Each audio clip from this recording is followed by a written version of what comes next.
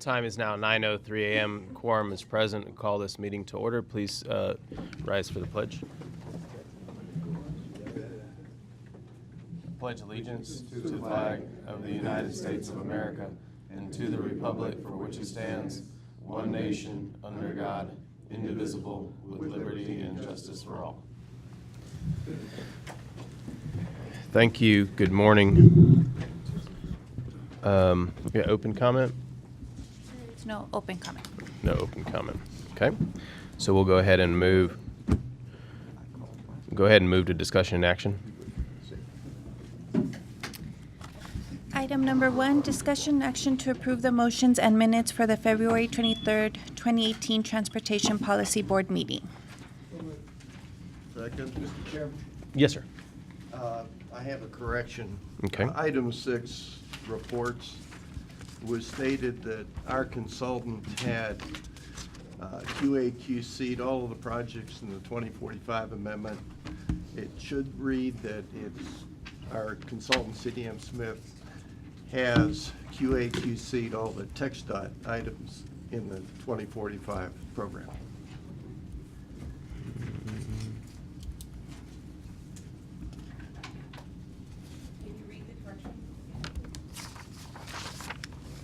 Read it again, please. Okay, the report in item 6 said that our consultant, TxDOT's consultant, CDM Smith, had QA/QC'd all of the projects in the 2045 MTP. They only reviewed the TxDOT projects in the 2045 MTP. Just want to make that clear. Okay. I'm looking to see where that's reflected in the minutes. You said item 6 on the reports? Yeah, well, It's not in the actual minutes. I'll have to go back and on the actual report itself, we'll have to make the correction. Okay. Since it's a, so is it's that a an- report, yeah. So is that an amendment to the minutes since it's not reflected in the minutes, or are you asking for the report to be I correct? just want y'all to know that we didn't look at every project in the 2045. We only QA/QC'd TxDOT projects. Okay. Okay. Okay, duly noted. We have a motion and a second to approve the minutes. All in favor? Aye. Any opposed? Any abstaining? Motion prevails. I'm sorry, who seconded? I think Mayor Padilla.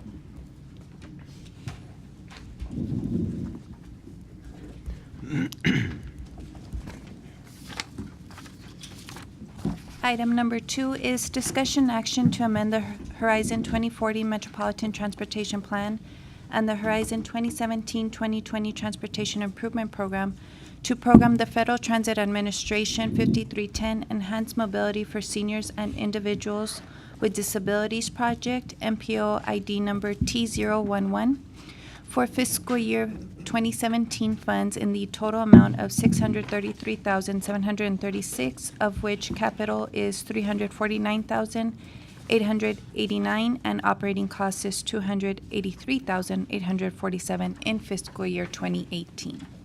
Good morning, board members. Christina Stokes, El Paso MPO.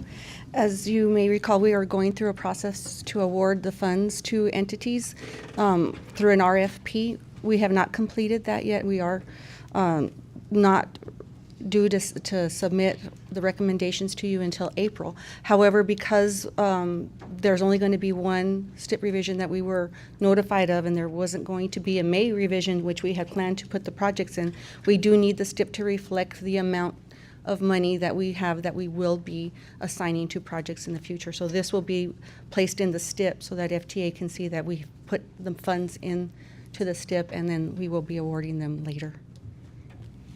Move to approve. A motion and a second. Do we have any discussion on the item? All those in favor? Aye. Any opposed? Any abstaining? Motion prevails. Item number 3 is discussion action to amend the Transportation Policy Board bylaws to add South Central Regional Transit District of New Mexico as a voting member to the Transportation Policy Board, changing the membership to 31 members. Wait, hold on. So this is Mike, you want to give some history on this request? I know this goes back quite a ways.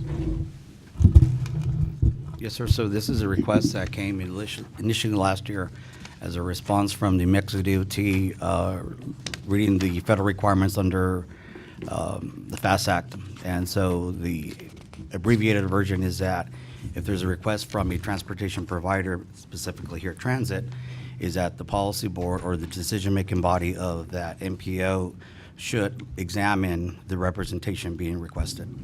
There's been 2 letters that have been sent by the DOT. I think one of them also came from the governor's office. So the request here is to amend the bylaws to reflect that representation for New Mexico. Do we get communication back from federal partners regarding the I'm sorry, request? I Did didn't we got communication back? It's in the packet from the Yes, federal sir. partners So- regarding the request? So what we all did is that we informed the policy board of the potential change to the bylaws.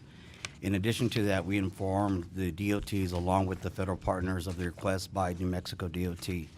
There was information sent to us via an email, the letter from the FTA division essentially told us that it is the local body that can handle the request from that transit provider. So here is that we have had a history of transit representation through Sun Metro and also through the county of El Paso. The request here reflects new representation from New Mexico. So if one of the things that I could explain is that we here at the MPO look at the process and the nomination of projects. We do not necessarily plan for transit projects in any area. There is the cooperative effort between the transit providers who are on this board and other efforts that we do under the FTA 5310 program that we administer. The applicant here, the South Central Regional Transit District, has been awarded FTA 5310 dollars and do provide a service out there in New Mexico. The other example for New Mexico service is a contract between the city of Sunland Park that is funded by the New Mexico DOT using CMAQ funds with Sun Metro. So with the extent of us, the MPO staff, actually planning for New Mexico representation or a voice of the need out there is not necessarily, in my opinion, reflected. Okay. And in the, I just wanted to I know this is a request that goes back quite a ways, and so I think it is something that, something obviously to discuss and take up. I did want to highlight one piece of the letter that was sent to us, just quoting, relative to New Mexico DOT's specific request to include a representative of the South Central Regional Transit District on the MPO Policy Board. That would be a local decision, since there is no federal requirement that each transit provider in the MPO region be represented. We encourage the MPO to consider the request from New Mexico DOT in this context and through its established continuing collaborative, cooperative planning and decision-making process. With that being said, that's the decision that's in front of us now. Yes, sir. Mike, would, and I know the sensitivity sometimes with New Mexico and Texas, thinking that if we got so many New Mexico votes, they can outvote everybody. What the board doesn't realize is the monies actually, there are simultaneous tips. I mean, we really don't take from each other. But my question is, because this is a transit district, does that mean the entities in El Paso now would have the right, because we're setting a precedence, would we see all them asking to be members of this body as well? Again, as I interpret the letter, is that it is still up to the local body. One of the things I that, understand that, but I mean, if I was a transit provider now in El Paso County, not necessarily understanding what's going on, but I think I'm being left out and petition the board, how many other transit authorities do we have in El Paso County? right, I'm not, Project Amistad is Right. one. right, so I think that, to your point, and this is something that we also have looked at, is that there are several models that can. And I'm be- not necessarily against it, I'm just Right. saying, should we have somebody that represents all of them, and we invite that representative of those entities to be on the board, or? So- I'm just throwing it out there because Right. I don't think we'll hear the end of it if that's the case. I mean, I would imagine that next month, again, Project Amistad and others would want to be on the board as well. Right, my interpretation with this is that there's no specific guidance from the federal partner to say that it has to be public and or private. One of the things that we did last time to try to facilitate the discussion is that the policy board approved a committee, the Transit Coordination Committee, and that committee was aimed at representation throughout all the counties that are in the Texas district, along with the districts that are in the New Mexico DOT planning area within the MPO.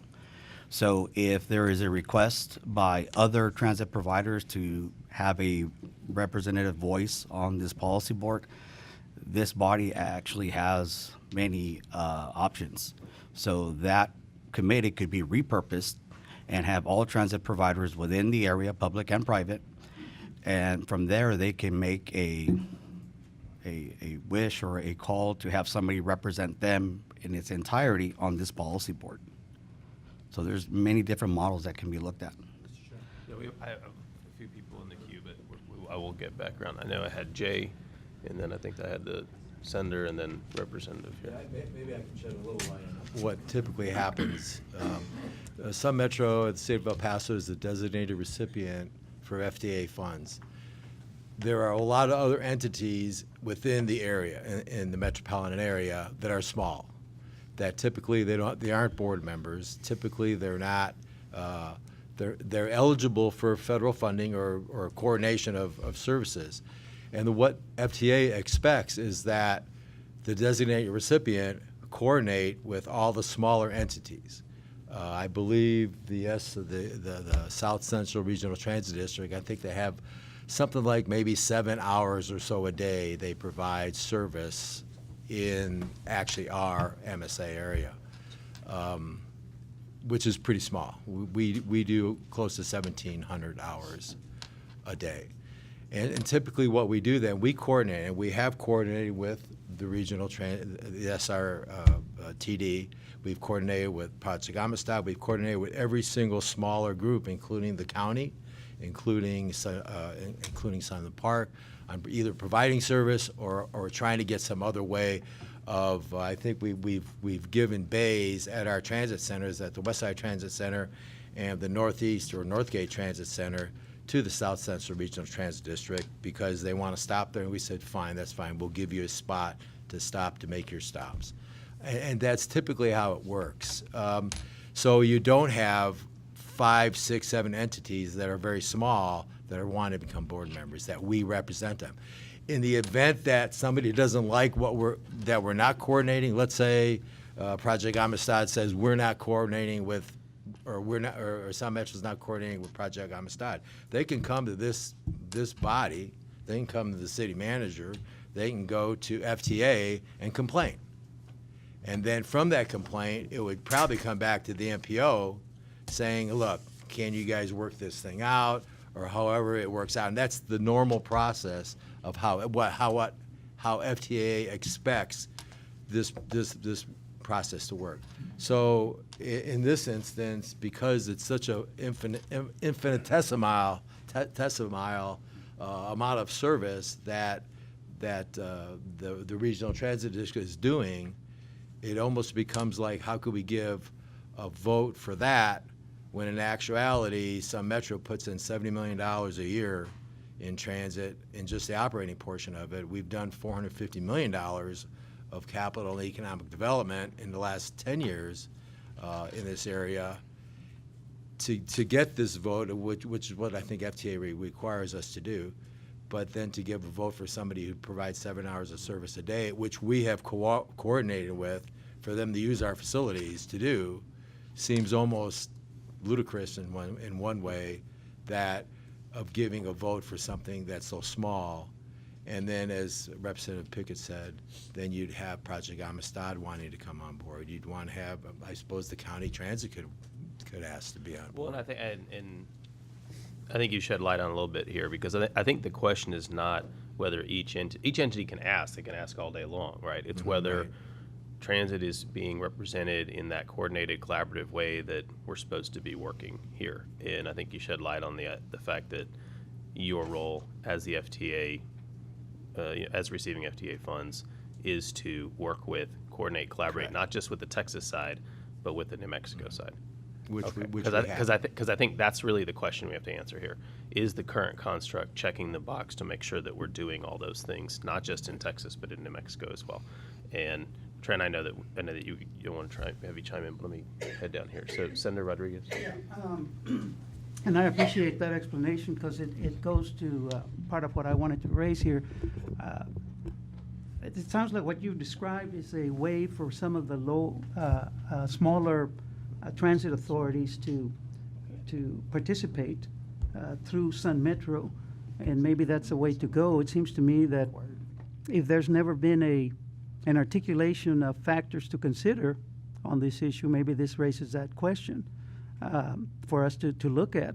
But with respect to this request, I see this frankly differently. I see this as a state request. You're talking about the New Mexico Department of Transportation asking us to include this South Transit Authority in our governing body. They explain in their letter dated January the 5th, which I saw a while back, that they're got plans to continue moving further south, including to the west side Sun Metro Transfer Center. If this connection is made, residents from rural New Mexico communities will have access to the entire EPMPO area, reinforcing the need for coordinated transit planning efforts for the region. So I think that to me is a compelling distinction between some of these local small transit organizations like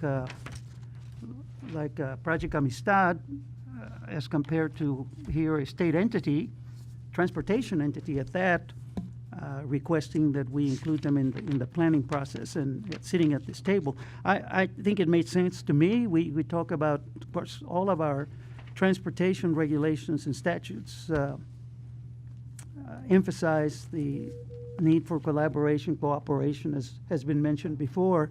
But more importantly, I think we in this region have been talking about developing plenty of regional approaches to economic development, to transportation, to environmental.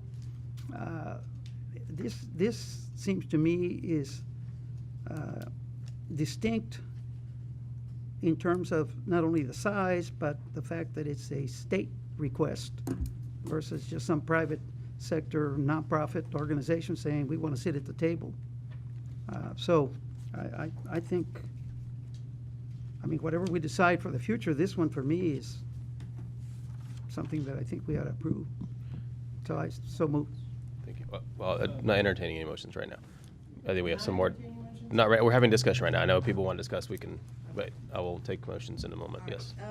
I think that what we need to consider is we already have a board of 30 members. And I know before actually I came on the board, I was sitting in on some of these meetings.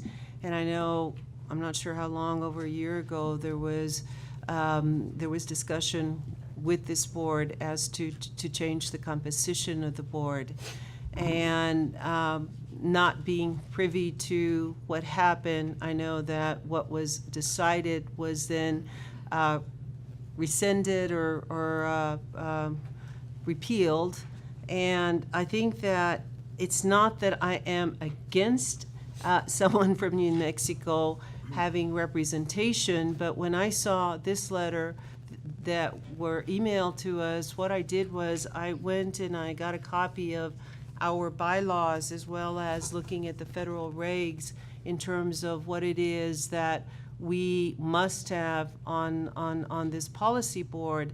And in reviewing the federal regs, it is really our discretion as to whether or not to add this individual to the policy board, because our bylaws do not prohibit it, let me put it that way, because the bylaws were written so broadly that it allows for adding an additional or additional members to the board. The federal regs, however, do not require it. They have some very specific requirements as to who has to sit on the board, and we have met those requirements. I think we're probably the largest policy board in the state of Texas in terms of MPOs. And I think that we really need to start looking in terms of reorganizing our policy board. But with regard to comments that were made earlier by Mr. Medina and Mr. Moody, that is correct. And I mean, the federal regs are real specific. It says, and it's talking about adding transit members to a board. It says, for example, an MPO may allocate a single board position to eligible providers of public transportation collectively, providing that one representative of providers of public transit must be agreed upon through a cooperative process. I think that some of the comments that were made in terms of we may be representing the smaller organizations could be true. I think that we need to actually study this a little bit further and see how we can better organize representation by transit authorities. And kind of like what Chairman Pickett said, technically anybody who is a transportation authority could ask to sit on this board. So if we're setting precedent that anybody that requests gets to sit, then I think that's something that we have to look at seriously. And again, it's not because I'm saying I don't even know the individual who's requesting to be placed on this board. And it's not because they're from New Mexico. I'd be saying the same thing if it was somebody from El Paso. I just think that we need to seriously consider whether at this stage the right action is actually adding another person or instead really visiting what the regs require and what we need to be doing to be a more effective board at this point. Thank you, Representative Ortega. I'm going to, Mr. Doolittle. Thank you, Mr. Chair. When this was brought up initially last summer, some of these very same comments were brought up. My concern is, although Jay represents transit, urban transit providing services are different than rural. And we are, part of the reason that I'm requesting that South Central RTD be included is because they are providing services across 2 MPO boundaries.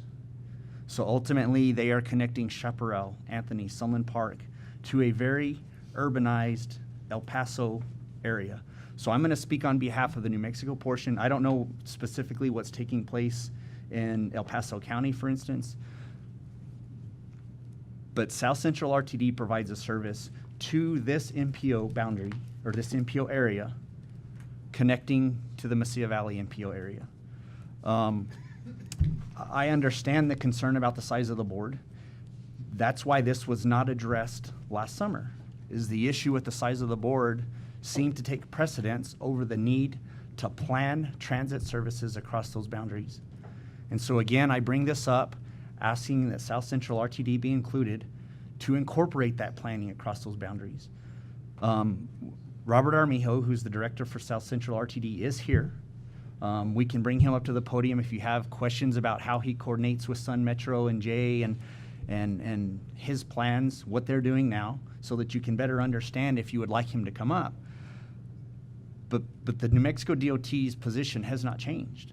We believe that South Central RTD provides a valuable service that needs to be incorporated into this board so that long-term planning can take place regionally. So my position hasn't changed. I believe that that's the intent of this action. And again, Mr. Armijo's here if you have any questions specifically to the South Central RTD. I think, oh, sorry, yeah, we had Ted, I'm sorry. Mr. Chair, if you look at item 6 on today's agenda, you're going to be looking at the composition of the TPB and the bylaws of it. So if we're going to if you're going to appoint somebody to go look at this composition, I think that action on this item is premature. You know, take a look at how with the composition, the bylaws of the TPB are gonna be, come back with the recommendations, then, decide on the membership. Because if the membership is gonna change as a result of that review, why add and then change it again?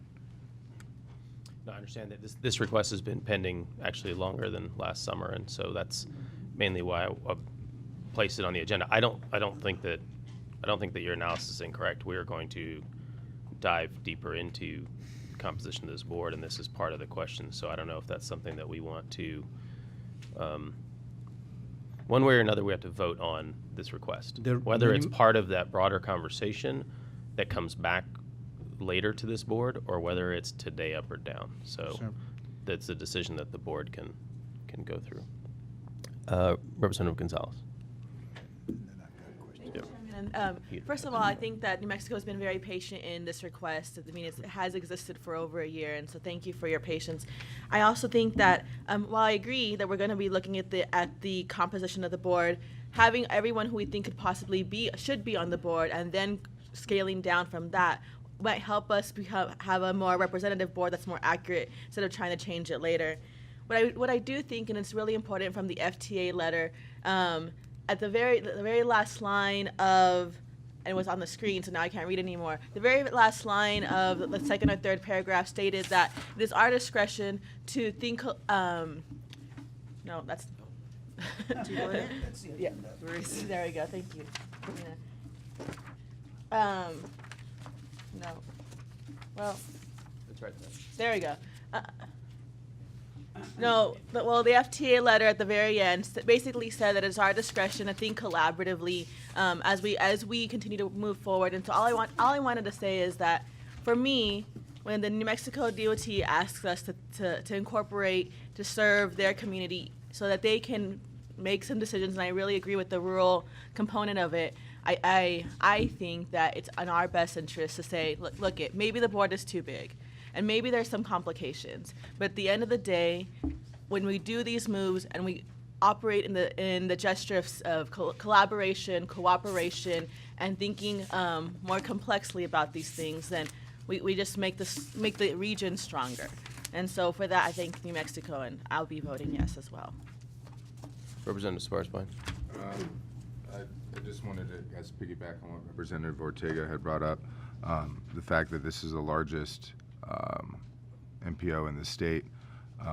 Granted, we really have a regional focus here that crosses over into New Mexico, and it's important to put them in consideration. But I guess the question is moving forward is what can we do, looking at all the parties to make this a more efficient and effective board.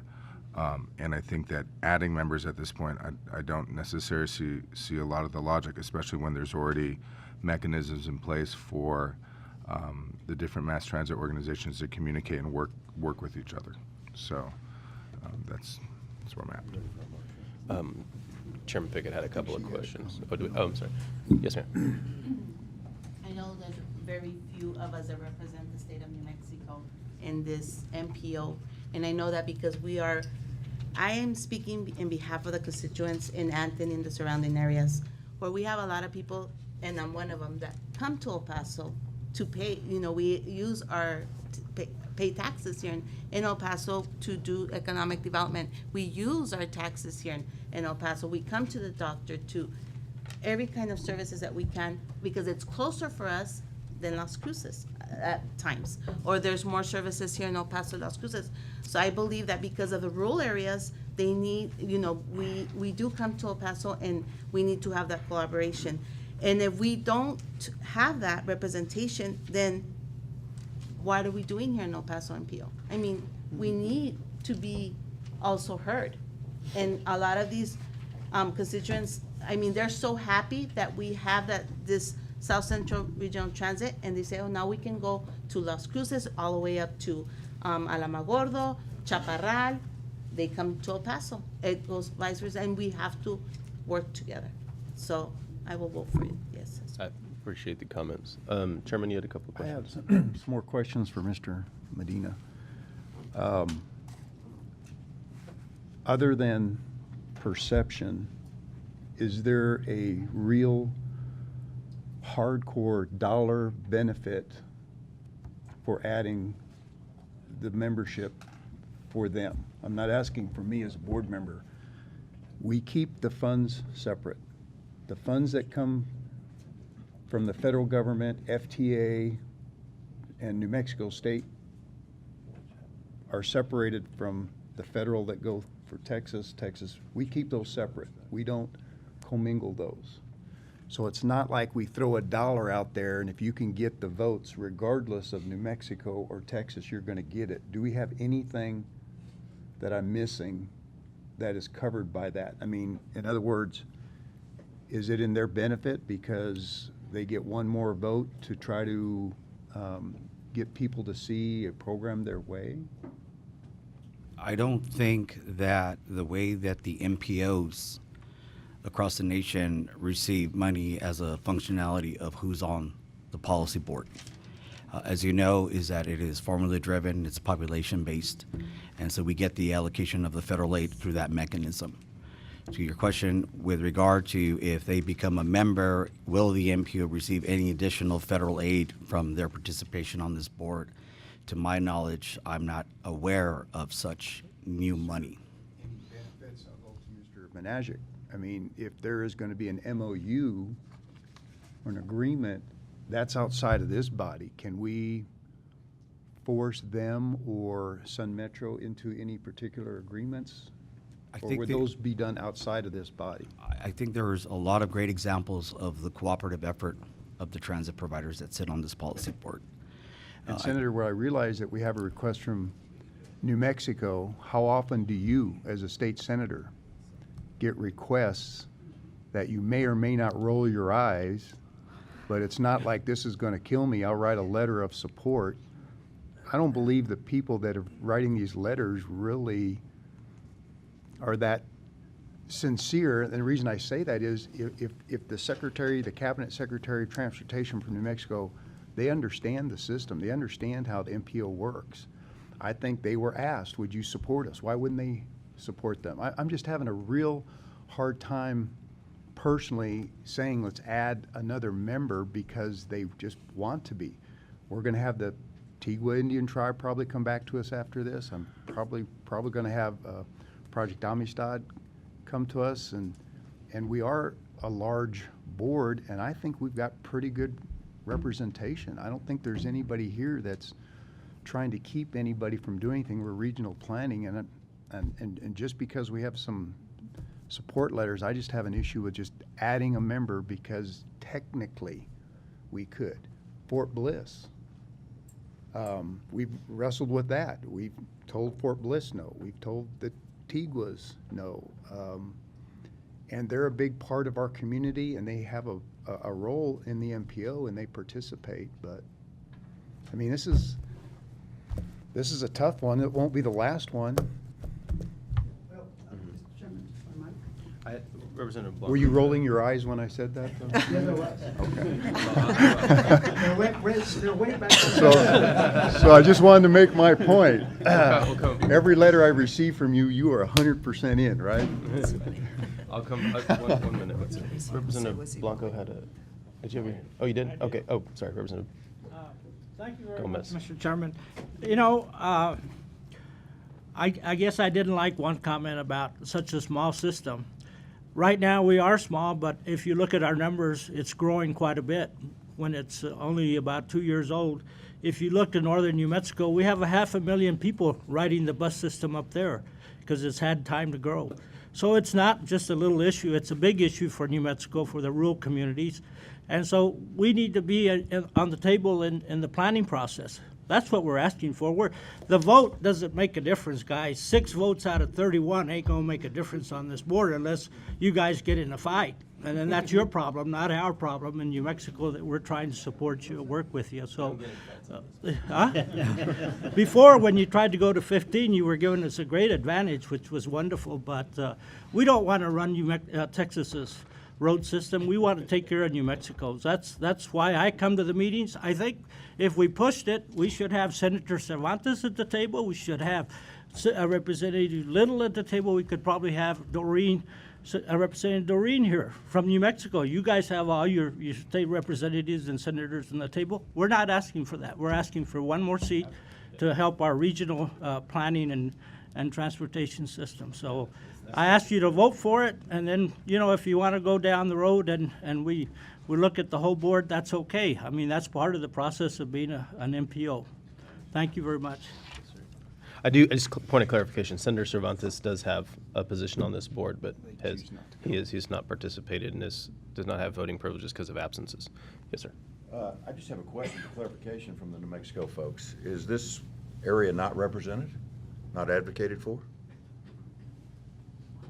Yes, sir. I mean, I thought you all were saying you did advocate for them. I mean, I don't understand. Are they represented in your normal discussions and requests, or are they not? Yes, sir. They are? Yes. Okay, that's all. Can I just make one clarification real quick?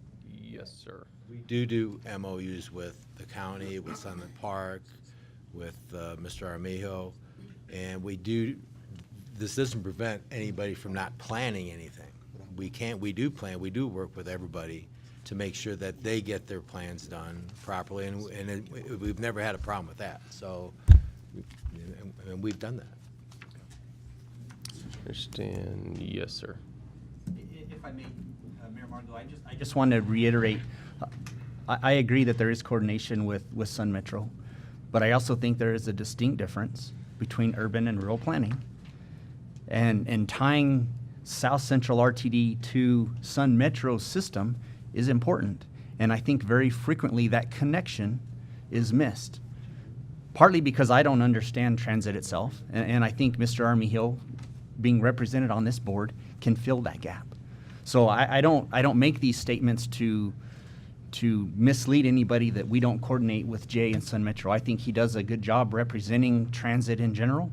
I think very specifically New Mexico has some needs and some long-term planning and coordination that can only take place by having somebody represent that portion on this board. Okay.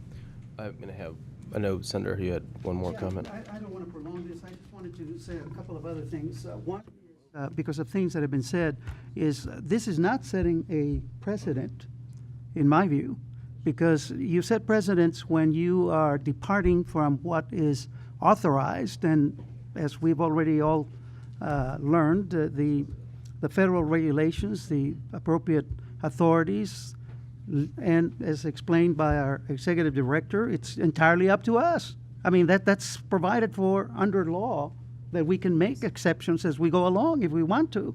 So we're not doing a precedent-setting action by approving this request. That's number one. And number two, I do appreciate the concern about the unwieldiness of the board.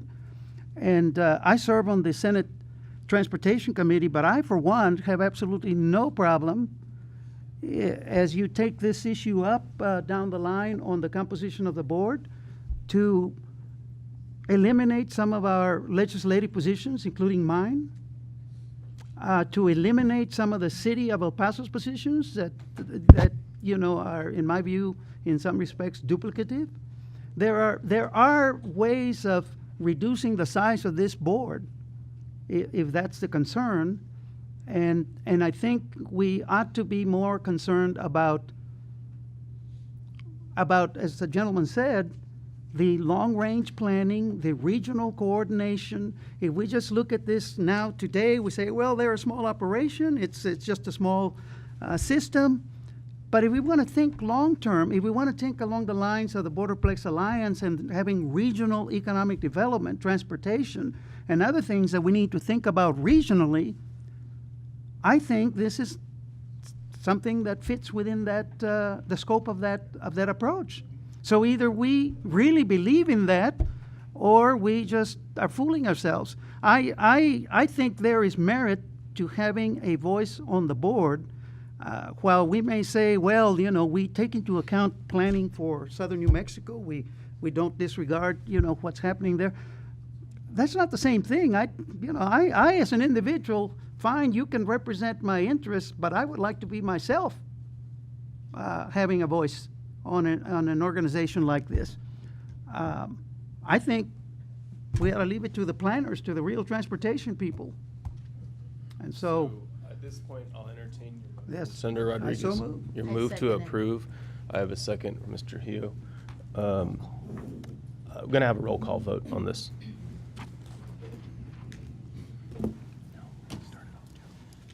Can I actually make a comment before we take the vote? Is that okay? I think we've, Apologize. I already called, that's fine. yeah, I'm sorry. Okay. Mr. Beatty? Aye. Mr. Doolittle? Aye.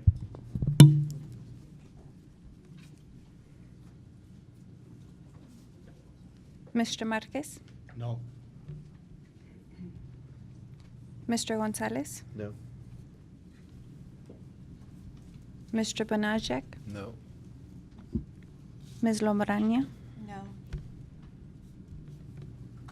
Ms. Palacios? No. Senator Rodriguez? Aye.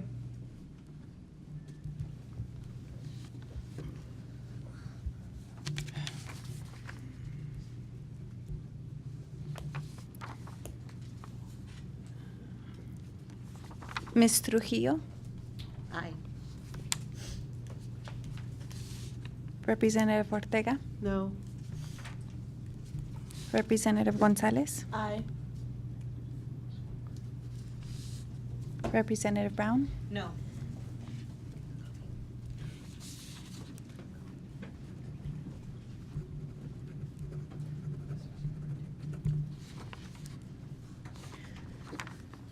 Representative Schwartzbein? Nope. Mayor Lerma? Aye. Mr. Hernandez? Aye. Oh, sorry, you can't vote. Sorry.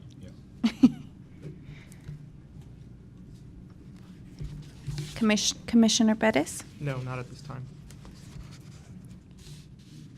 Mayor Leos? No. Mayor Margot? No. Mayor Perea? Aye. Representative Moody? No. Representative Pickett? Alderman Miller? No. Judge Vogt? No. Representative Gomez? Yes. Representative Blanco? Aye.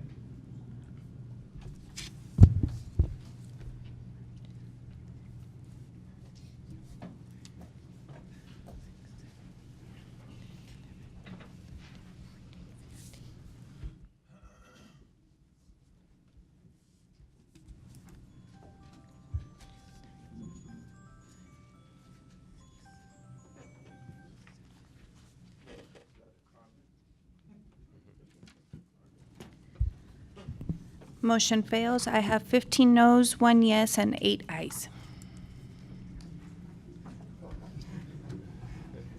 All right. Thank you all for the discussion. I don't think this discussion is over, by the way. Move to the next item.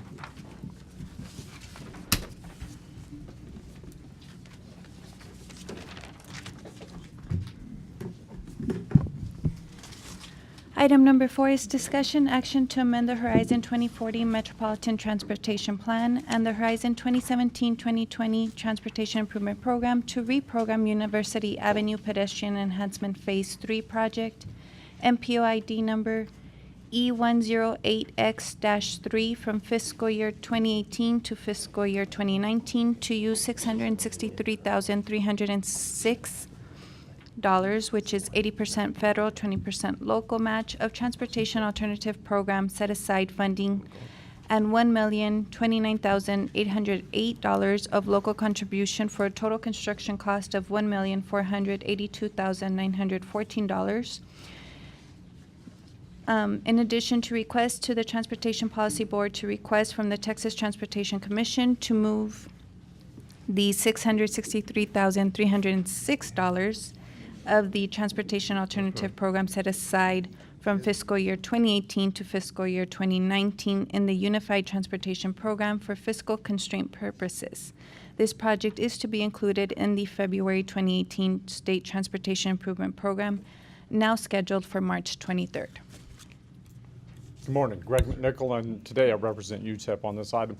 At the end of the day, what we've got going on is because there was a delay in getting the February revisions submitted, because no fault to this area, it's just the nature of the beast, if you will. It's hard to meet all the deadlines that are necessary. I'll add that this project is already at 60% submittal. We're ready to submit that as soon as we can, to be honest with you. That by April, this project would be at 95%. We can't start the environmental until after it's into the STIP, though. And that given some of these elements that just take time to get accomplished, we're concerned about making it in 2018. Not from an engineering point of view, to be honest with you, because we're using the same engineer that did the drawings for sections 1 and 2, which are soon to be underway. And it's the same details, it's the same project, it's just phase 3 of this one. So we're asking for this to get moved into 19, just to meet, partially just to allow all the proper reviews that need to take place.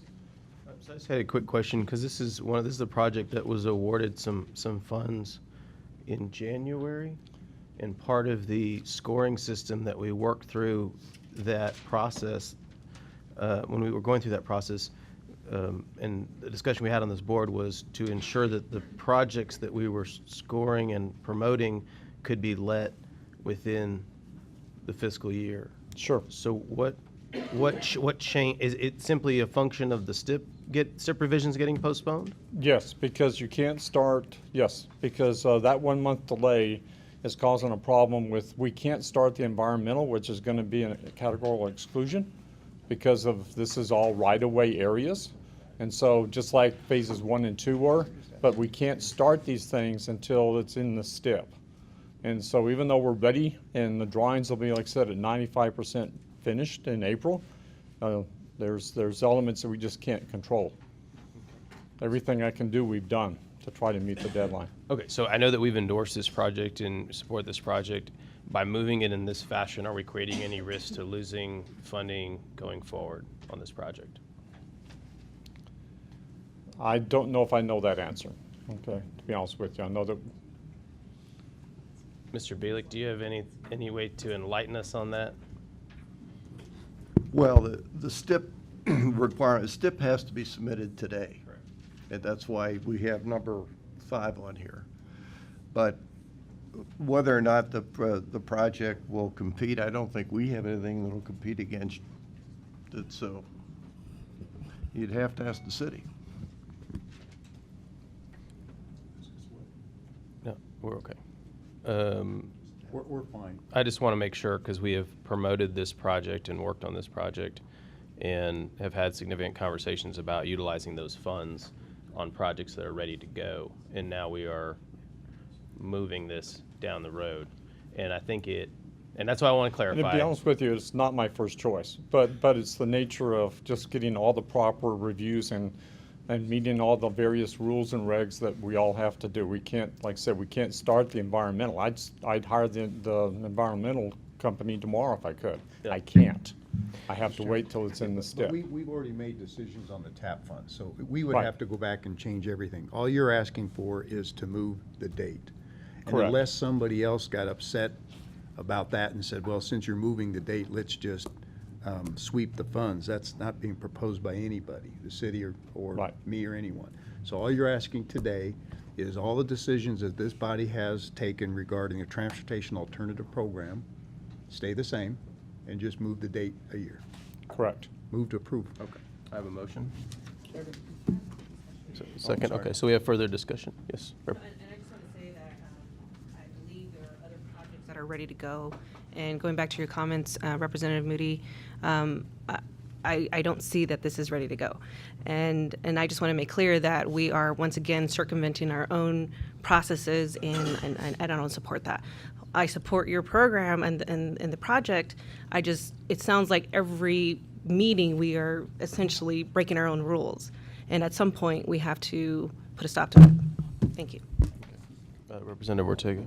I have a question with regard to not fully understanding, you said that there's a problem with getting the environmental, you said you're 95% there, but could you explain that a little bit more in terms of what occurred and why can it not take place? Well, on the item on the environmental, as I understand it, until it's in the STIP, we can't actually begin the process. Okay? Now, we're ready to hire a firm, then that's, the plan is all there. We've gotten proposals. I can't execute the contract because of the way the regulations work with just getting projects processed. So why isn't it in the STIF? That's where it was going to go into the February revision. And had it made it, we would be making it. This is looking at it, by the time this project has to let, so that it gets inside 18, is now real tough because we've lost a month. The TIP. Oh, the TIP. The STIP is the state, just the state has all of the TIPs, the Transportation Improvement Program. That's where you have funding available to do the projects. If it's in there, if it's approved to be in the TIP, that means we're saying we have the money, then you can go ahead and do the environmental. What he's saying is because it's not in there, they're not allowed to do an environmental unless we have it in that program. And so the original request was to put it in the current state transportation improvement program, and once it was adopted in there, then they could go ahead and do the environmental. But because it's not in there, they can't. But why isn't it in there? That's what I don't get. It hasn't been, the statewide hasn't been adopted. All of them, all the MPOs. Sending it. I mean, it is. There's a revision that this, we do ours and the state then does it as a whole with all of them. And why hasn't the state done it then for this? They're busy trying to collect toll charges in Central Texas. So it's not any of our doing in terms of, it's just something that we're relying on them to do it, they haven't done it? That was part of the discussion I was trying to have with Greg. Is the reason why we're moving through this is why I wanted this conversation to happen, because we had had a very involved conversation in looking at this project in particular. And so because of the delay in those revisions, that is why we are moving this out. And so I just want to be very clear about why it's happening, and if there are risks, what are the risks. I just want everything on the table since we've had a, are there other?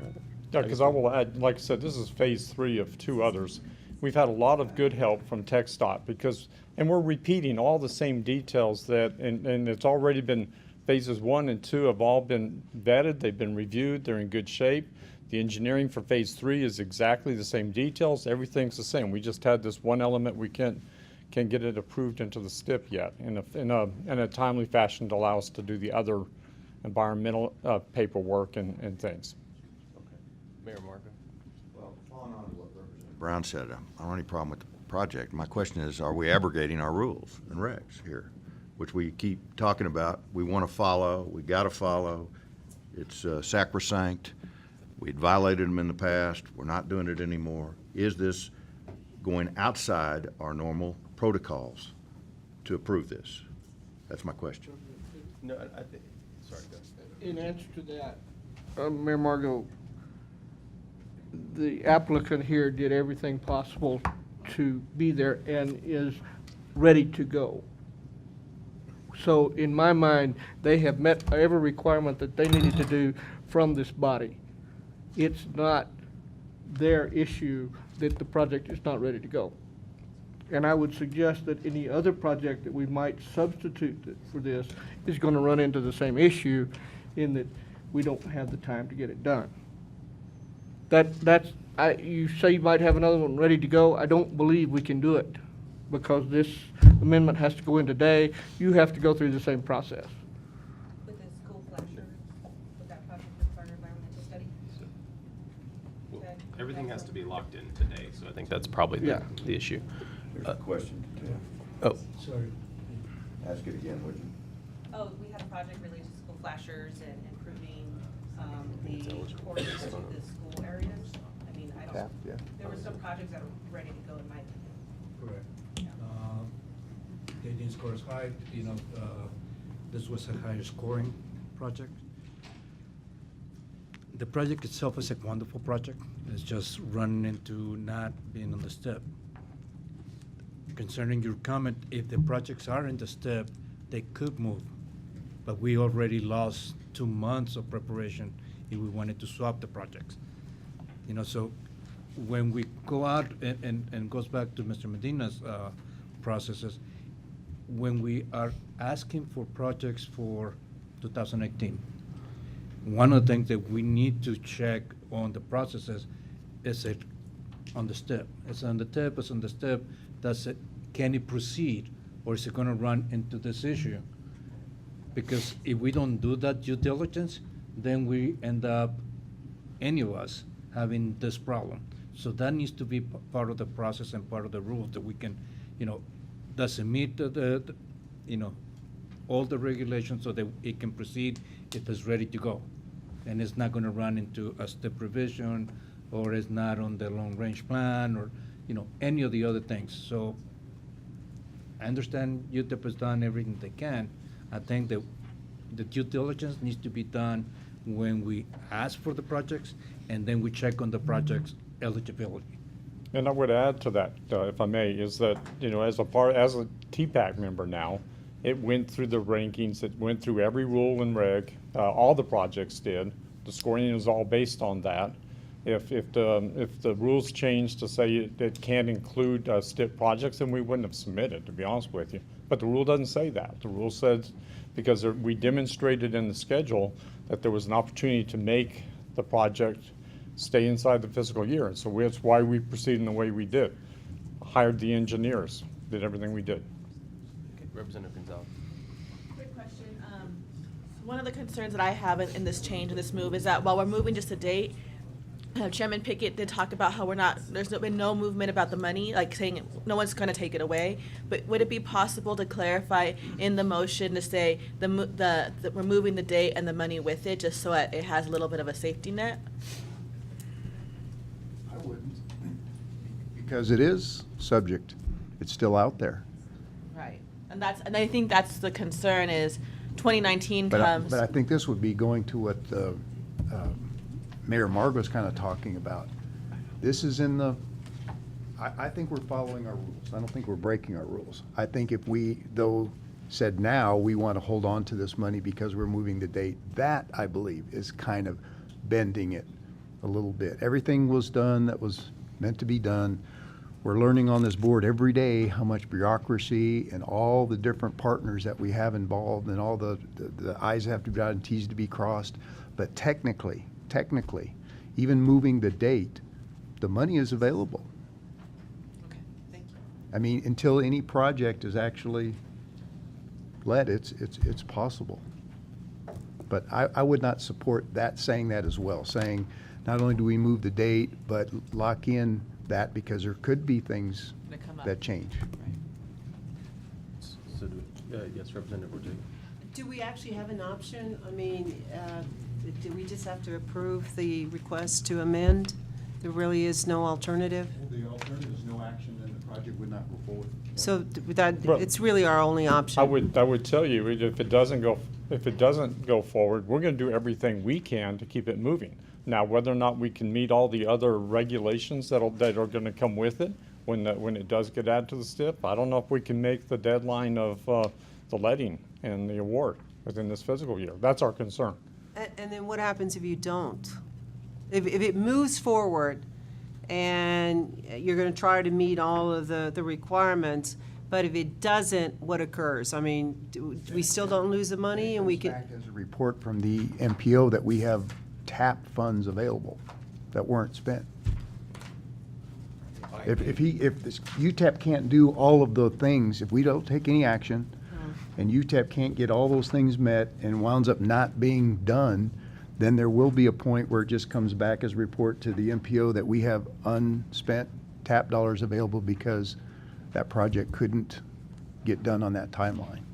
And could those funds that have been, if they come back unspent, then be used for the project to move in the future? Yes, we cut up the raw meat, put a little salt on it, throw it in the middle, and everybody jumps for it. Chairman? I think that, yes, sir. I guess if I may, add the the concern from staff is that it's understood that we've had challenges in the last couple of months with this step. I think everybody understands that. Ultimately is that this project is being asked to be programmed in fiscal year 2019. I have talked to staff and I've been briefed that there is no money sufficient in our balances right now to support the move. If this board decides not to move the project, the balances become available through a project call through the MPO mechanisms, subject to the reconciliation policy that we have as well. So the action that you all have before you is to move the project. The funds don't move with it. That takes a petition to the Texas Transportation Commission. And we're not very sure if that will happen, as I understand it. Now, I can have Roger explain what we have in the tip, but my understanding is that there is not sufficient funding to move this project so that we are financially constrained as required from the federal partners in the tip. In an effort to try to meet all the various rules and regs and get all the various approvals, even by this board, that's why I'm here today even. Because we're trying to make sure that we're covering our bases just in case we can't get it moved to next, in case we weren't able to get it accomplished this year because of the delay in getting those STIP submitted and then approved. So Yes. are you actually asking us just to not approve this amendment, but for you all just to move forward? No, I'm asking for you to approve the Approve it. amendment. You Again, want it. what I'm trying to do is that even what I'm doing today is a part of the regs that I'm trying to follow, because I recognize how long, not how long, how the process is involved to get the other approvals that have to take place. The environmental, I'm just picking one of them, okay? There's a review by the TxDOT staff. Again, they've been very good at working with us. We're using the same details, but at the end of the day, that takes time. The staff is not going to just arbitrarily stamp something. I wouldn't ask them to do that. They need to review everything like they do. That's doing their job. So again, that's why I'm here today even. It's just trying to make sure we're covering all the bases that we need to. All right. I've got a motion to approve. Chairman Pickett, do I have a second? Second. Second from Representative Ortega. Any further discussion? Okay. All those in favor? Aye. Any opposed? No. No. Can we register our no votes? I have Representative Brown and Mayor Margot as noes. Okay. Were there any other registered noes? Mr. Marcus? Okay. Motion prevails. Thank you. Move to item 5. Discussion action for item number 5 to rescind motion made by the Transportation Policy Board on February 23rd to amend the Horizon 2040 Metropolitan Transportation Plan and the Horizon 2017-2020 Transportation Improvement Program from FM 1110 Phase 1, FM 76 North Loop Drive to I-10 CSJ number 1281-02-007, MPO ID number P520B-1-15A, to add 10 million of Category 11B to the existing local contribution of 5,500,000 for construction in fiscal year 2018. This action was contingent on the approval of the amended Horizon 2040 conformity documents. And very simply, there hasn't been any approval of the 2040 conformity documents. The STIP is due today. It can't be done. That's why it was contingent last time. Okay. What happens, well, and Mike, where are we? Because my understanding is we received communication regarding 2040 amendment. Where are we on that process? So my understanding from the consultative partners that is comprised of federal and state bodies, the Federal Highway Administration, the Federal Transit Administration, ultimately they receive these letters from the New Mexico DOT, from the TxDOT element, from TCEQ, EPA. These letters are submitted to the federal partners. It's my understanding that we have received the great majority of it. We have been in communication with the federal partner and understand that the letter is forthcoming. The reason it's here is because, as Mr. Bielek has demonstrated, is that the STIP is the holdup for many of our projects, not only here, but across the state. And so ultimately is that if we were to remove the funding, as I understand it, we're rescinding the action to remove $10 million. Again, the concern from staff here is that as we move forward, we do not believe that there's sufficient funds to move this project with regard to any other fiscal year in our current TIP and upcoming TIP. So my question is this: so we have to lock all these revisions in today. Yes, sir. Correct. And I think one of the things that I should have clarified as well is that the guidance that TxDOT gave UTEP for their project is to move it into another fiscal year.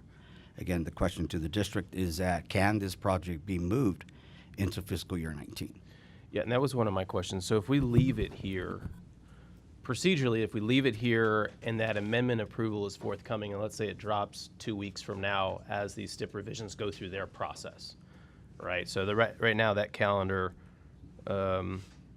sometime in May, right, we'll get approval through that.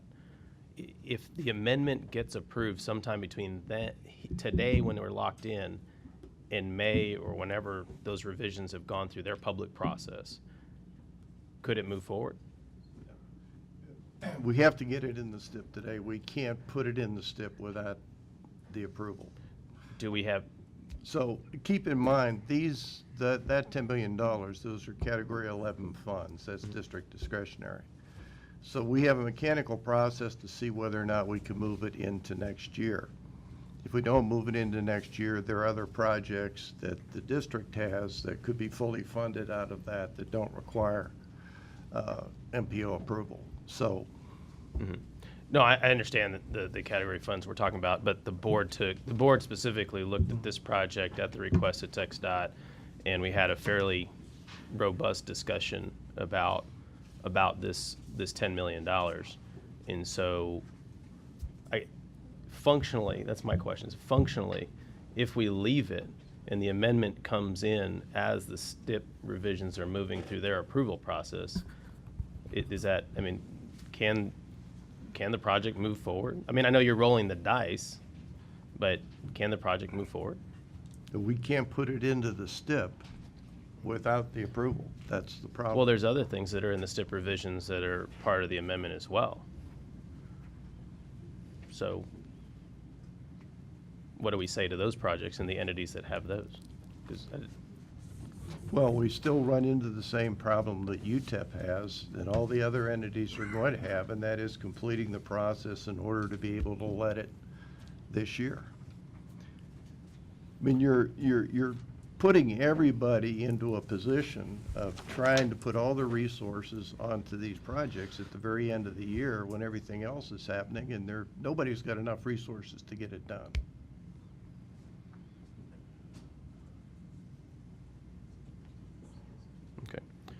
Did you have anything to add? Roger Williams, the El Paso MPO. Certainly the February revisions have put everybody in a bind with getting things through the process. What I would like to, a couple of things, is that there's already, this project has already been submitted into the Horizon 2040 MTP contingent on conformity. And I can cover that in the report, and there's a list in the report where you'll see that this project with the local funds is awaiting a conformity approval right now. This is one of the reasons we had to do conformity, was for the FM 1110 project, or the both of them.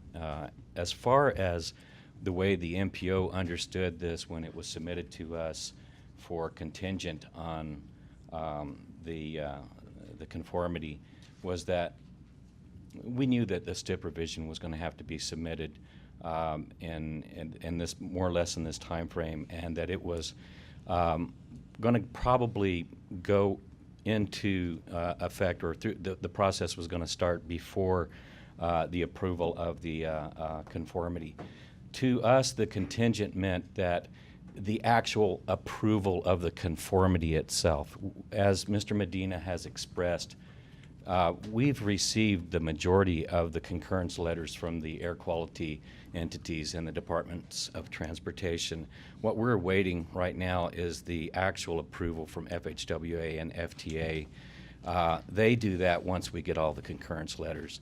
So, and I have been in communication with them. They've already told me we're in the letter writing process right now. We have addressed all of the issues. It's a matter of getting the concurrence letters into them so that they can write a letter to us. So the contingent on conformity was that, the way we understood it was, it would be moving through the process. It takes public involvement for the STIP itself to occur, and then the approvals come about 60 days or 90 days after we submit, which is today. Between now and that time, our understanding is we will have conformity. And as I have expressed already, this particular project is one of the reasons we are doing an update to our plan and conformity. It already exists and is sitting there contingent on the conformity, not because of the funds, but because of the additional conformity requirements for this type of project. Because the action previously was just the addition of funds to a project that existed in the plan. For this particular was to add the 11B to the project, yes. The previous, when back in April of last year, when you guys approved the TIP and the amended Horizon 2040 to submit it through the conformity process, it was because of a group of projects, 2 FM 1110s, to include this one, 2 East Lakes, and a big project for Montana Avenue using Prop 1 and Prop 7 funds.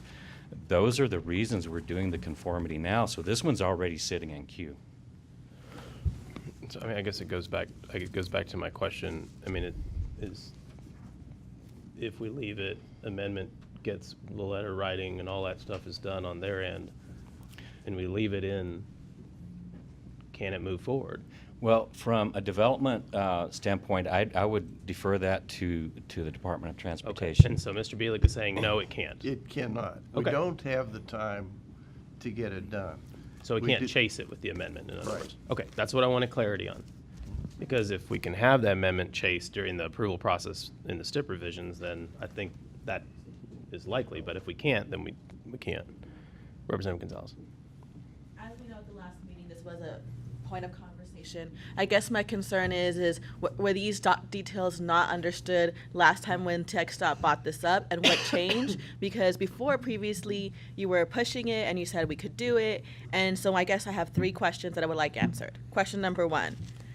Did we know about the STIP situation before? Question number 2, are there other projects that we are working on that are not approved in the STIP, and therefore, is this unique, right?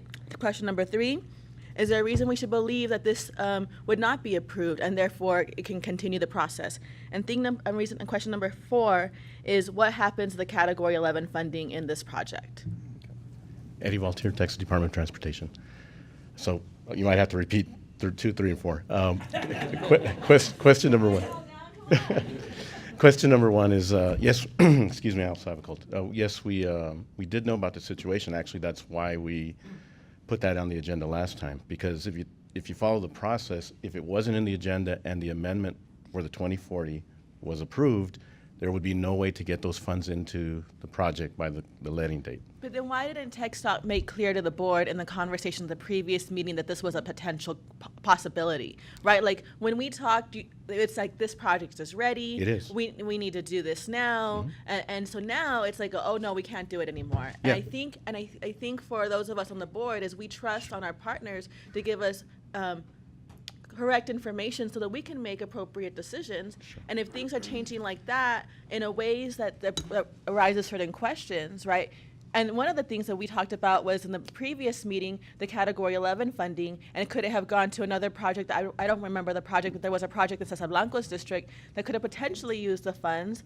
And so now I'm concerned about the lack of maybe possible accurate information when we're doing some of this, because at least it should have been transparent that we're going to ask for the extra dollars because this is a process, and there might be a possibility it may not work out, but that was not communicated at the last meeting, correct? The way it was presented was contingent on the 2040, so that was the reason why it was contingent. Otherwise, we wouldn't have made it contingent. But was it clarified that all about the STIP and how this would that we would have to come back a month later and resend it? Because my concern is we're just going back and forth. If you recall the conversation, we got into a big conversation as to whether this was phase one or phase two, and did it include phase one and phase two. The reason we put the contingency in, and I think we said at the beginning, and I believe Eddie presented it, was that we were doing it in the event that we could get that approval and get it in the STIP and get everything moving within the next month. And we weren't able to do that, is what we're saying Why? today. That is something that's out of our Because control. we still don't have the approval. And so immediately after the meeting, you went to the state and asked for approval, We were asking before that. and they still haven't provided. However, we are under the assumption, and I'm looking at you, Mike, sorry, that we will have the approval shortly. That is my understanding from the federal partners. So the mechanism here is that, you know, and I understand what the district is saying in relationship to the plan not being approved. But the underlying influence here is the STIP revision. Right. So again, if all things were normal, and things were fine at the state level, all this action would have happened back in February. Okay, that I understand. And I think historically, we've been very competent in responding to those requirements. We, the MPO staff, certainly do not control the STIP. And so we've been working with everyone to make sure that their projects are ready to go. There's a project request form that is reviewed by TPAC that has a component of project readiness. And so if at the time, the best information given to TPAC and of course this body is that this project is ready to go, contingent on plan approval, I think the real question is contingent to not only the plan approval, but it also being in the STIP. The concern that again, MPO staff has is that we understand that this is district discretionary funding. And so as Mr. Bielik has emphasized is that there's other priorities that do not necessarily require MPO approval. So what that means is that at his discretion, he can identify a priority within his entire district. Forgive me, Mr. Bielik, 5, 6 counties, whatever it may be outside the MPO. He has the authority to do that. So I think there's confusion in the word contingency, right? So when I understood contingency, and from what I'm hearing from you, is that contingent not only on the approval, but also contingent in being in the STIP, right? And so what you're saying is that you did not mean for the contingency to include the STIP process, and now there's a clash. And so one of my concerns is, again, so what happens to the 11B funding? Because this was $10 million that we were on point with, and we all made it had a very long conversation, and not just about phase one and phase two, but additionally about the need for this project. So I want to challenge that a little bit. But then, is it going to go to Culberson or et cetera county? Where is it going? What is the plan for TxDOT? And then I want Mike to answer. If we do not vote on this motion, what happens? If the motion is not approved, so what happens? So ultimately, if the action is not taken, we, the MPO staff, will submit to the STIP this project that would include the $15.5 million. And we just continue moving forward? So we would move forward, and TxDOT has a process. They have a 30-day process for their STIP to receive public comments. From there, the district may submit comments opposing this project because it cannot be done. But again, there is a mechanism to come back to this policy board and remove it from the STIP. So my only response to that, Mike, respect, is that the action itself, as approved last time, was contingent on the approval. So therefore, the action can't be taken because we don't have an approval, and so it can't be put in the STIP. But we didn't put No, a timeline no. on the approval. The approval was, as it works, is that to include into the STIP. That's how it works. Okay, so what you all are saying is that the basis of coming back to the MPO is because it's not in the plan. That's the risk you all introduced with the contingency. And so what we're trying to understand here is that if we rescind the action, it's the $10 million that won't go into the STIP. There's already 15.5 that's waiting on the conformity determination. So by magnifying it to 15.5, it's gonna sit there until there is approval from the plan. You can't move forward without it being in the STIP. So if you have it in our TIP and in the rural TIP, you're subject to the same rules. So there's a project in the current STIP that is already programmed, correct? And so that project would continue. Of course, we still have a lot of work to do with, it's an entire project. So when I came before you all last month, there was an option of going asphalt, there's an option of going concrete. The project can still depending on all the other processes that have to happen for the final approval of the environmental and all those other things. So it's not that the project cannot be let as in the current STIP or in the current MTP, it's a valid project at this point without the $10 million. The project is there. Now, again, is that the question? It would be started as an asphalt project Yeah. at 5.5 million. And it wouldn't matter after that, we'd have to take action because the 10 million wouldn't be appropriate anymore. But as it stands right now, there's an opportunity for this project to be done in concrete. Yeah, we're not saying that the $10 million won't eventually go to the project, but it can't be done this year, this fiscal year, that is by August 30th, with August 31st, I guess. One other thing to mention is that if this goes through and left to be placed in the STIP, once the federal partners get together and compare for consistency, it won't be in an approved TIP, so it will hold up the STIP approval for the entire state. So one of the reasons we're not, we were proactive trying to, if we got the amendment, we were going to be ready, the plans are ready. But what we don't want to do as a district is hold up all the other projects in the state because we're not consistent within our region.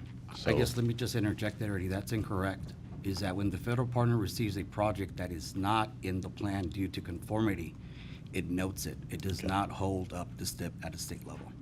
We have documentation to prove otherwise. Okay, can you please provide that to us? Sure.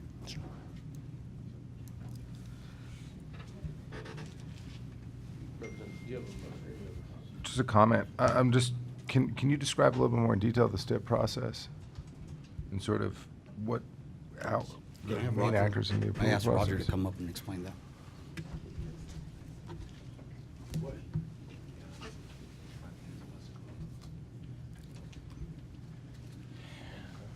Roger Williams again with the El Paso MPO. So the STIP is the Statewide Transportation Improvement Program, and the TIP is our local, and everybody's TIP gets implemented into the STIP. So every 2 years, the TIP cycles, and we have 2 additional years. And what we do is we add 2 additional years to our TIP, and we submit that to the STIP. So then around the 25 MPOs in the state of Texas and the 5 in New Mexico, everybody's TIP is included in there, and we, the MPOs, go through a process quarterly to amend that. So we bring back to the policy board, as you're very aware of, and today is one of those milestones where we have to submit our projects that were approved over the last 3 months by this board, and that gets input into the STIP. Prior to that, we, the MPO, have gone through our processes, being that it's gone through the technical committee, it's gone through public involvement, and it's come before the board for your approval. And we take all of those projects, we put them together, we make sure we've got fiscal constraint on everything, and we look at the fundings, we make sure the fundings are eligible for the projects, and we submit those through that process. Now the STIP, which will, at this point, is not an approval today. It's simply that we are required to submit to the STIP, okay? So when we submit to the STIP, then it's gonna take some time. It'll be another week from today before it goes into in this case, the Texas Register. And it'll go through a public involvement process there for 30 days. And it'll take maybe a couple of weeks, a few days or so after that for all of the TIPs and the STIP to get through the process of the state or the states to look at all the projects that were submitted, to make sure they're eligible, to make sure that we've got fiscal constraint, to make sure that we're not violating any of our rules or our conformity in our case. And they will then push that over to the federal agencies, whether it's transit or whether it's highway, FHWA and FTA. Then FTA and FHWA will be coming back to us and asking us questions on what is going on here. You need to clarify to us whatever it is. Eventually, they end up writing an approval letter, and their approval letter will hopefully approve all of those projects. And we may not get every one of them approved in that approval letter. If we don't get an approval on that, then we still have to continue working through that process. So once we get the approval letter, then all the projects are ready to go back to the local entities to then go back to the states and work with them to develop an agreement to get their projects further through the development process, to get environmental approvals, to get all the other approvals you need to get everything done so that you can eventually work up to that date where you're going to let. What's important, though, is that upon the approval is you get, if it's federal funds, you get a federal letter of approval, okay? That means your project's obligated, and it's happened in the year that you want. If these are 2018 funds, you get a federal letter of approval, and you've got your project obligated in 18. That's important. Now, the letting, you want it to let too in that year, but it may not. It may actually slip across the line a little bit. But if you've got the letter of authority, you've obligated the funds where the funds exist. The problem is in getting projects developed and getting them let and then finished in time. And in the case of this, because we are in a non-attainment area, it has to be completed by a specific date, in this case the 2020 network, meaning it needs to be done by the end of December, December 31st, 2020. So all of these delays and all of these things that have happened have put the district in a situation where they're now concerned, can we get this project done in time? Okay, so that's part of the reasoning on their side. So, but just to make you understand, make sure you understand that the STIP approval process is just starting today with the submittal. It takes about another 45 days to get that approval. Did you have a follow-up question, Representative? That's done. It's done administratively through state law. It's through the regulations, the federal rules, and the state's requirements. This cannot be done in an administrative fashion, this particular project. And when was the MPO or the staff made aware of the guidelines and the timelines for the STIP? Well, the March 31st deadline was probably presented to us within the last month. Yeah, we didn't know. There was a time where first of all, this is the February revisions. We're already in March. Normally, the February revisions would be submitted at the end of January, because we're already, and this happens with contingencies, that we know that if the policy board's meeting on the 23rd and if the submittal was on the 21st, we will anticipate approvals and we'll submit so we don't miss the deadline. Once the deadline or the time for the actual submittal has expired, if we have to, we have an opportunity to go back and make some changes. So we submit things contingent on what we think is going to happen to the board sometimes, just because of where the timelines fall. If Okay? I might just interject here, is that we have 4 opportunities to make changes to the TIP, to the MTP through the STIP. So those are already prescribed. We know when. What we don't know is when to submit. That is dictated by the state partner. Again. And we did not know at the last meeting, which is the reason we put the contingency in, because we weren't sure it was going to happen. There's no real, I mean, it's sort of done, not willy-nilly, but there isn't a clear idea when they're going to actually put out the timeline. No, exactly. It's one of the things I think it's hard for folks to understand. We're jumping rope, but we've got 4 ropes, And some of them are parallel, some of them are at 90 degrees to each other, and we're trying to get through all of those.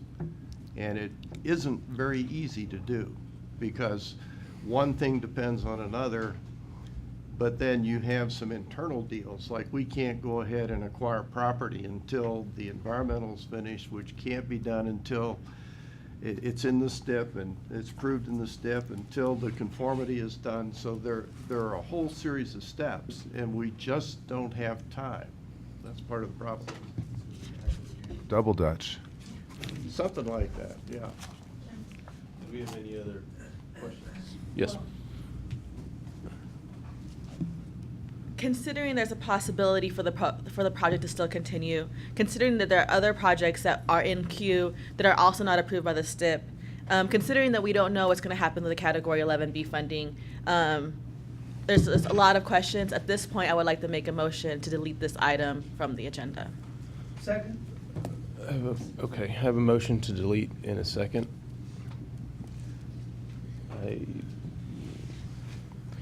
All those in favor? Aye.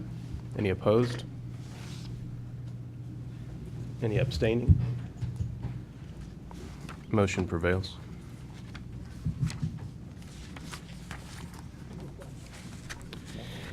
You move to item 6. Item number 6 is announcement of the appointment of the ad hoc committee to review and recommend composition of the Transportation Policy Board within 120 days. Okay, thank you, and I won't belabor the point too much, but just by way of background, this has been a topic of discussion probably long before I was a part of this board, and it's been continuing on in different iterations. The last time that this was debated and engaged in, it was done in a way that caused a lot of disruption. It caused a lot of disagreement. It caused a lot of problems with entities that operate on this board. And to the extent that I was a part of that process, we'll take full blame and responsibility for that. But if that's a problem that was created, then I also want to be part of the solution to that. And to that end, I want to appoint an ad hoc committee today with specific directions that within 120 days, they hold no fewer than 3 public hearings.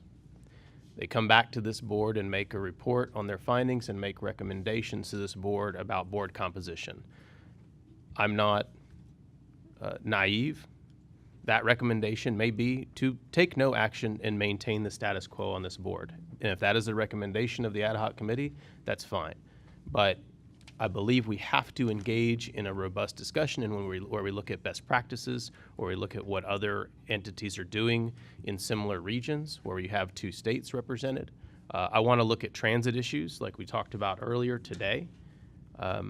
And I think that's why I mentioned earlier, I don't think that conversation is over. I think it is something that we need to continue, and I hope and I would encourage the ad hoc committee to engage in that conversation. I would encourage them to specifically look at the committee we created, the Transit Coordination Committee, that we have not populated, that is not operating right now, as a way to engage a broader set of partners regarding transit, but not continuing to overpopulate the board.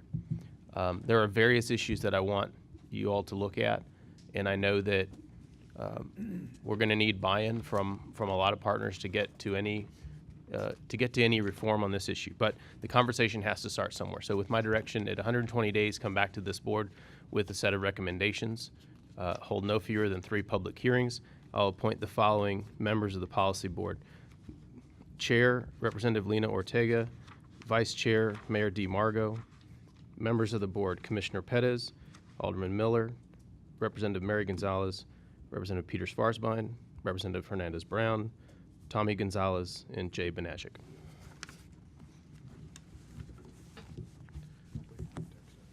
Mr. Chair? Yes. Is there any New Mexico representation on that board? It is not constructed with any New Mexico representation, but the direction is to, with the knowledge that this is a board that represents in a region that goes across the state boundaries. It is the direction of the chair that ad hoc committee take testimony from entities from New Mexico and engage in a conversation with those New Mexico entities that are represented on the board to ensure that collaboration continues. Mr. Chair? Yes. My only request is that a New Mexico representative be appointed to that board, but I understand this is your discretion. Okay. I appreciate it, and I know we've gone through a lot of conversations on this, and I have full faith and confidence in the folks that I've appointed to the ad hoc committee that they understand the collaboration that must take place with New Mexico, and they will do that. Thank you. Chairman, I object to that. Member from New Mexico. I think we should have at least one representative. We've got a board of what, 10 or 11 people? It's 9. I appreciate, and the objection is noted. Ad hoc committees are created at the discretion of the chair. Are there any other, do we have any other announcements? We move to reports, please. Item number 7 is report on the amended Horizon 2040 Metropolitan Transportation Plan and the Destino 2045 Metropolitan Transportation Development. Thank you, Roger Williams, El Paso MPO. The first report's on the amended 2040, Horizon 2040 MTP. You have backup documentation. As you can see in there, there's been some back and forth between the FHWA and the MPO and some of the things that needed to be corrected. In the end, all of these things have been corrected, and we have received concurrence letters from the majority of the agencies. Your list here of the letters that we've received should include the Environmental Protection Agency. Once we get the approval of all of these letters from FHWA, we'll get the final letter, and hopefully that's very soon. We think it is. There will be one more step in the whole process, and that's to free up the projects that are being held up contingent on approval right now that are in the STIP. And you can see the ones that are in there in your packet, the 2 East Lakes, the 2 FM 1110s, Montana, and Vanpool project. So once we get the final letter, we get the FHWA back on board. This is the only thing that's holding these projects up right now. We should be able to get through that process very quickly. And if there's no questions on the 2040, I'll go ahead and go to the Destino. Can you just make sure that when we receive any communication regarding the amendment, that it's submitted for the entire board so that we know where that's at? Yes, sir. Yes, sir. We'll also include fire trucks along the way. As long as we all are advised, I think right. we're all involved in this conversation in a deeper way, and that's a good thing. I've got my own, don't send it, buddy. All right. Okay, moving on to the Destino 2045 MTP. We're in the final stages of public involvement. We've had 2 weeks of public involvement, a total of 6 meetings so far, and 1 had to be rescheduled, and it's next week. It'll be at the Project Amistad offices, Monday the 26th from 5:30 to 7. That's at 3210 Dyer, and they can be reached there at 532-3790. The reason for this rescheduling is because one of our locations was under construction, and that was in the northeast part of town. So we are rescheduling a meeting in the northeast for anyone who needed to attend on that side of town. Just to let you know, that meeting that was canceled, it wasn't actually canceled. We did provide all of our stakeholders and included everybody that we have in our list, to include the consultant who has sent out to additional stakeholders in the region to let them know that that meeting was moved over here. And that includes the media as well. And the media, yes. We've always kept the media up to date on all this. So after Roger, real quick. So you said that the Northeast meeting was canceled, but on the sheet there it says it was rescheduled for this boardroom. Yeah, that's right. It was rescheduled. That location was canceled. We did send out to our stakeholders to let everybody know that we were having the meeting here. We also went over to the Northeast Regional Command Center and posted signage. So for anybody that was going to show up over there could see that the meeting was moved over here. Okay. And we extended the hour, we extended it by half an hour over here, trying to give everybody additional time. So I guess maybe I got my wires crossed. What you said that the Project Amistad location in Northeast was added? It is added. Now we're going to have another meeting next week. It'll be at the Project Amistad offices on the March the 26th. Okay. So So that we're checking. we've added an additional meeting to our To the Northeast to region. the north Yes, to, sir. Thank to you. include the Okay, Northeast. I just want to clarify that. Yes, sir. Thank you. After we get through the public involvement, we'll be finalizing the documents and we'll be bringing them back to the TPAC and to the TPB for recommendations for approval, and that'll happen next month. We will then submit the conformity documentation and the documents through the federal process for federal approval, and we'll be doing that after the April 20th TPB meeting. Might take us 2 or 3 days to get everything ready and shipped out to the consultative partners, and that starts the whole process of conformity review. Do you have any questions regarding the Destino process and where we are? Yes, sir. I was fortunate to be able to attend one of the public meetings, and I really want to give kudos to staff and to Alliance. The outreach was really robust and extensive, and I think very productive. You know, these documents were here for review, and I think that the plan also offers up a really wide variety of projects for this body that are both bold in vision, but also practical for a lot of the different groups and entities involved on this board. And so I'm very excited to be part of this board and excited to see this project move along. Thank you. Do we have any other questions, comments regarding the Destino process? No? Thank you. Thank you, Roger. Okay, I think that brings us to the end of our Move to adjourn. agenda. Motion, second, all in favor? Usually, Any opposed? I object. Let's do it over. All right. Thank you. Also, to our new grandfather at the table. Where? Chairman Pickett, congratulations. Send money. Grandpa Joe.